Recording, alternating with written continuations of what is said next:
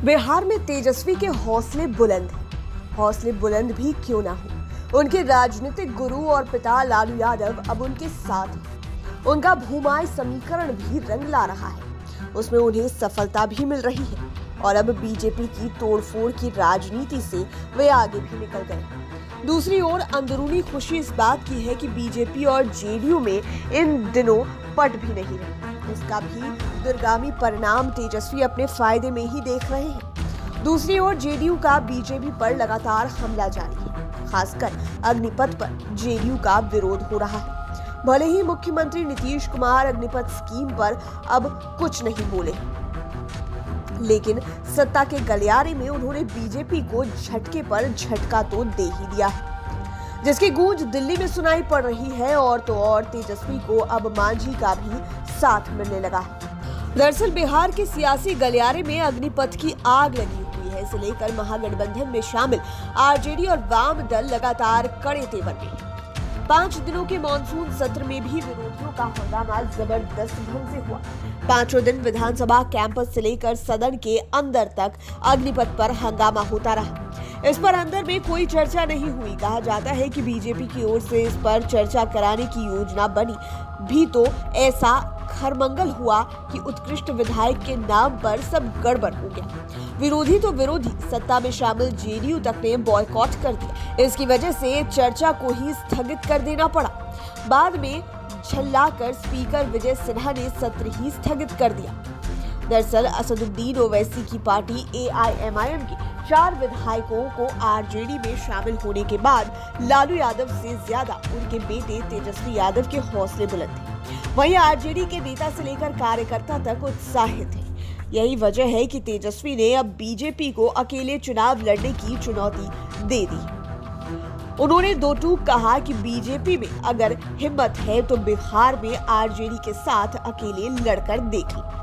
उन्होंने यह भी कहा कि आरजेडी के लिए शुभ संकेत है कि विपक्ष में रहते हुए भी दूसरे दल के विधायक हमारे साथ आ रहे हैं, क्योंकि बीजेपी के पास अधिकार नहीं। वो जहां उपचुनाव और 4 विधायकों के आरजेडी में शामिल होने के बाद वोट परसेंटेज में हम एनडीए को पछाड़ चुके हैं। सीमांचल में भी हम मजबूत हो गए हैं। हम जल्द ही वहां का दौरा करेंगे। लालू यादव के साथ सीमांचल के लोगों का शुरू से जुड़ाव रहा है। आपको याद होगा कि 2 दिन पहले ही जेडीयू ने सेम इसी भाषा का इस्तेमाल किया। तब जेडीयू के गोपालपुर के विधायक गोपाल मंडल ने कहा था कि बीजेपी में ताकत है तो वह अकेले चुनाव लड़कर देख ले। पॉलिटिकल एक्सपर्ट्स की माने तो इसमें आप समझ सकते हैं कि जेडीयू हो या आरजेडी, दोनों ही बीजेपी से पूरी तरह नाराज है। आरजेडी नाराज है तो समझ में आता है, लेकिन जेडीयू क्यों खार खाए हुए है, इस पर कमेंट करने से लोग बच रहे हैं। इतना ही नहीं, गोपाल मंडल का बीजेपी पर हमला लगातार जारी है। आज भी उन्होंने बीजेपी को घेरा है। आज गोपाल मंडल ने फिर दो टूक कहा कि बीजेपी में मुस्लिम शामिल नहीं होना चाहते हैं, वे उस पार्टी से परहेज करते हैं और जेडीयू का बीजेपी से गठबंधन है, तो ऐसे में ओवैसी की पार्टी के विधायक जेडीयू में क्यों शामिल होंगे। बीजेपी के कारण ही मुस्लिम विधायक जेडीयू में शामिल होना नहीं चाहते हैं। बीजेपी में तो मुस्लिम विधायक और इस जाति के वोटर सटना ही नहीं चाहते। वे यहीं पर नहीं रुके। गोपाल मंडल ने यह भी कहा कि आरजेडी से बढ़कर मुसलमानों के हित में मुख्यमंत्री नीतीश कुमार ने काम किया है, फिर भी बीजेपी से हमारा गठबंधन रहने के कारण मुस्लिम लोग हमारे साथ नहीं आते।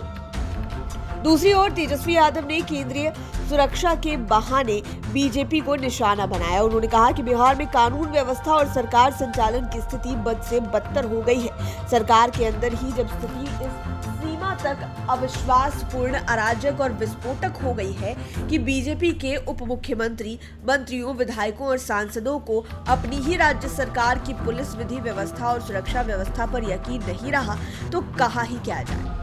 भाजपा के अधिकांश नेताओं को केंद्र सरकार ने वाई श्रेणी की सुरक्षा प्रदान की है, क्योंकि उन्हें अपनी ही डबल इंजन सरकार पर भरोसा नहीं है। जनता की गाढ़ी कमाई के दम पर केंद्रीय सुरक्षा बलों से स्वयं की सुरक्षा करवाना ही इन बुजदिल डरपोक भाजपाइयों का संस्कार और इतिहास है। तेजस्वी ने सवाल भी दागे हैं। क्या प्रधानमंत्री चुनाव में इस मंगल राज की बात करते थे कि बिहार के सैकड़ों नौजवानों को केंद्रीय सुरक्षा दी जाएगी। बिहार के स्थानीय नेताओं को केंद्रीय सुरक्षा देने का सीधा अर्थ यह है कि बिहार में भाजपा प्रायोजित, संरक्षित और संपोषित गुंडा राज, जंगल राज और राक्षस राज अब बीजेपी के ही हाथ से बेकाबू एवं इन्हें अब अपनी ही बिहार सरकार पर भरोसा नहीं। जंगल राज का झूठा राग अलापते अलापते इन्होंने स्वयं ही महाजंगल राज ला दिया है। बहरहाल अग्निपथ पर तो मुख्यमंत्री नीतीश कुमार पूरी तरह चुप है, जबकि इस स्कीम को लॉन्च किए हुए एक पखवाड़े से अधिक हो गया है। पॉलिटिकल एक्सपर्ट्स भी इसे लेकर चुप हैं, लेकिन जेडीयू के दूसरे नेता आज भी अपनी मांग पर डटे हुए हैं कि अग्निपथ योजना पर केंद्र फिर से विचार करे। लेकिन एनडीए में ही शामिल जीतन राम मांझी की पार्टी हम तो पूरी तरह से अग्निपथ के विरोध में है। मांझी ने भी दो टूक सुना दिया है कि अग्निपथ योजना पर फिर से विचार करना चाहिए। अग्निपथ को लेकर युवाओं में असंतोष है। सरकार को 4 साल के बदले 12 या 14 वर्ष करते तो अच्छा होता। मुझे लगता है कि आज कल सरकार को यह फैसला वापस लेना होगा।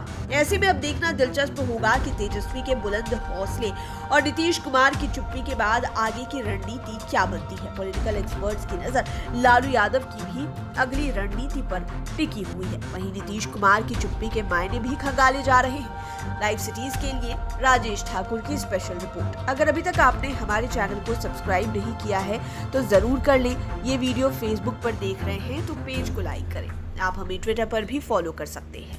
धन्यवाद।